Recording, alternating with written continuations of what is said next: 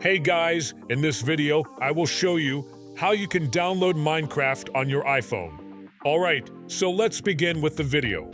First of all, open the App Store on your mobile device, and it should take you to this page right here where you can download any apps, and there should be a ton of apps you can download.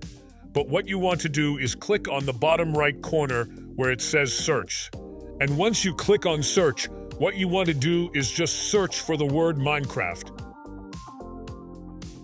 So Minecraft, and once you search for Minecraft, look for the Minecraft in the search bar. Once you find it, tap on it.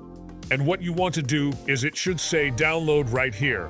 In my region, it is worth some money, so I have to pay for it download. But if in your region it is free, then you just have to tap on this button and Minecraft will start downloading. And once you download it, what you can do is just click open. And then once you open the game, you can just play the game on your iPhone. So that's basically how you can download Minecraft on your iPhone. So that's all for this video. Consider subscribing if you find it helpful. And I'll catch you in the next one. Thanks.